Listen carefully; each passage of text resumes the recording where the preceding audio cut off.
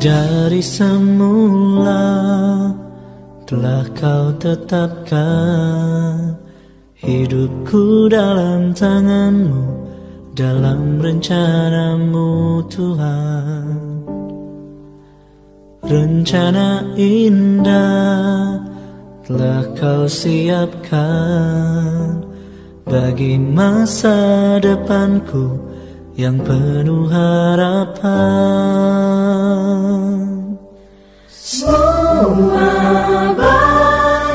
Semua baik, apa yang telah kau perbuat di dalam hidupku. Semua baik, sungguh teramat baik. Kau jadikan hidupku berarti.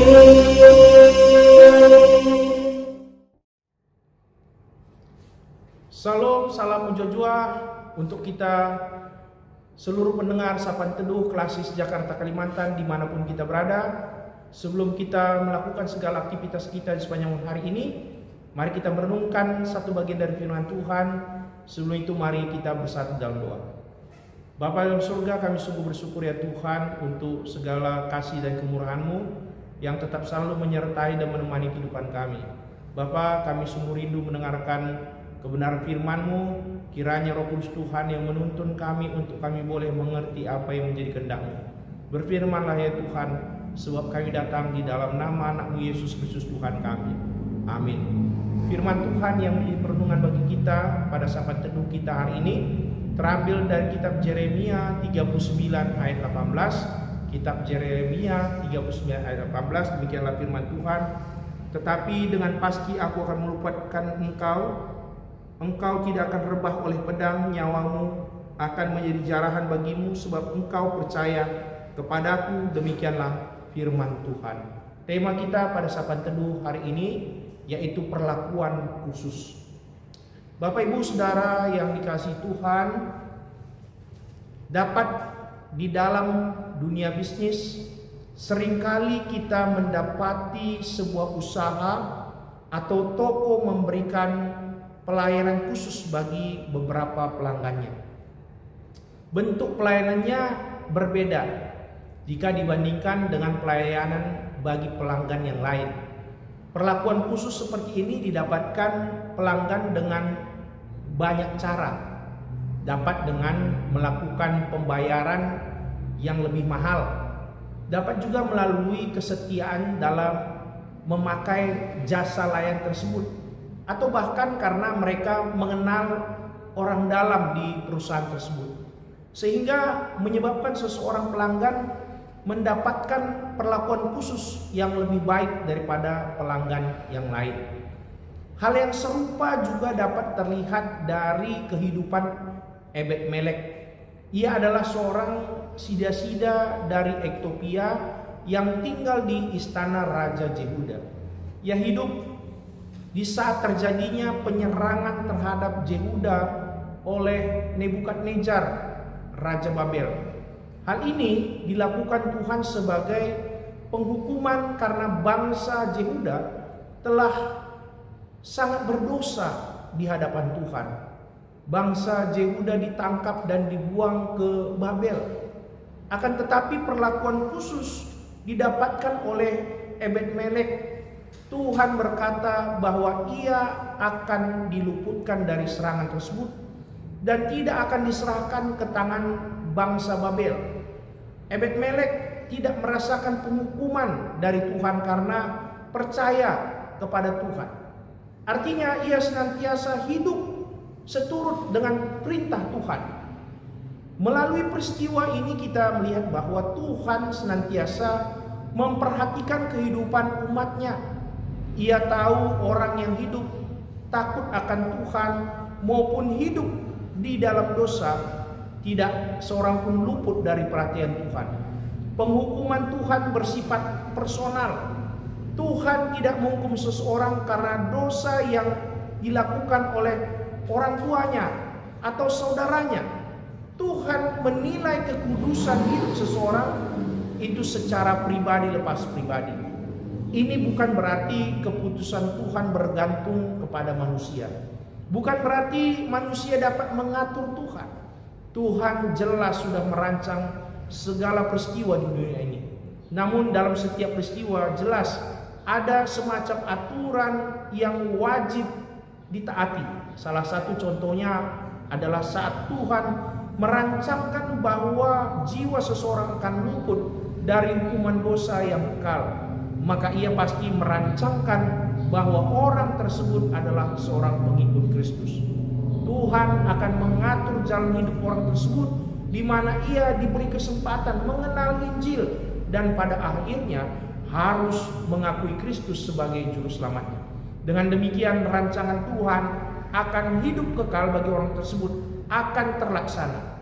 Alkitab jelas menyatakan bahwa orang yang tidak percaya pada Tuhan Yesus akan dimasukkan ke dalam api neraka.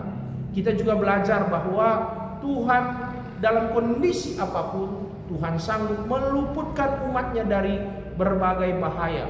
Dari serangan yang begitu besar oleh bangsa Babel, jelas banyak menimbulkan korban jiwa. Akan tetapi Tuhan meluputkan Ebed Melek sehingga ia tidak mati oleh kena serangan tersebut. Sebagai manusia, mungkin kita melihat kondisi beberapa akhir belakang ini begitu sulit. Sepertinya tidak ada pengharapan untuk menjalani hari demi hari. Namun Bapak Ibu Saudara yang kasih Tuhan, marilah kita tetap hidup beriman kepada Tuhan. Tuhan sanggup menghadirkan kebaikan di tengah kondisi yang bagi manusia nampaknya tidak ada pengharapan, begitu sulit.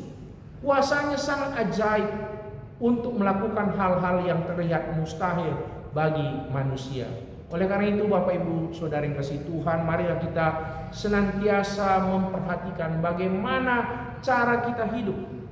Adapun yang terjadi, mari kita tetap mengikut Tuhan.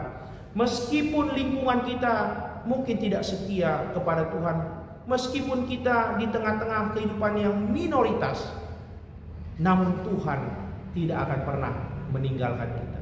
Tuhan memberkati kehidupan kita sekalian. Amin. Kita bersatu dalam doa. Bapa yang baik, kami sungguh bersyukur ya Tuhan untuk kebenaran firman-Mu yang sudah mengingatkan kami pada hari ini. Tuhan begitu baik di tengah-tengah kehidupan kami. Tuhan dapat menghadirkan kedamaian di tengah-tengah kehidupan kami. Tuhan dapat memberikan sukacita di tengah-tengah kehidupan kami yang meskipun sulit. Oleh karena itu, kiranya Tuhan tetap menguatkan hati dan pikiran kami untuk tetap selalu berpengharapan, percaya dan mengandalkan Tuhan selalu. Bapa surga, kami berdoa jika pada saat ini ada jemaat Tuhan, pendengar sapaan teduh ini yang mengalami berbagai persoalan, mungkin kesulitan di tengah-tengah kehidupannya, mungkin juga sakit penyakit. Kiranya tangan pengasihan Tuhan yang mengangkatkan segala sakitnya, membebaskan dari segala belenggu permasalahan yang dihadapinya Bapa. Bapa surga, kami juga berdoa ya Tuhan secara khusus untuk pemilihan, yaitu sidang Majelis Klasis yang ke-19 GBKP Klasis Jakarta Kalimantan yang akan diadakan tanggal 21, 22 Juni. Oleh karena itu Bapak, kami mohon biarlah kiranya Tuhan yang memberkati di dalam perjalanan proses persidangan Majelis Klasis ini Bapak, Klasis Jakarta Kalimantan, semuanya dapat berjalan dengan baik ya Tuhan. Para utusan yang akan berangkat runggun-runggun seklasis Jakarta Kalimantan ini juga Tuhan memberkati semuanya, proses perjalanan persidangan ini dapat berjalan juga dengan baik ya Tuhan. Dan juga kami berdoa supaya Tuhan memberkati seluruh program-program di dalam Klasis Jakarta Kalimantan ini Bapak, dapat Klasis Jakarta Kalimantan ini dapat semakin maju Bapak di tengah-tengah gereja GBKP ini ya Tuhan.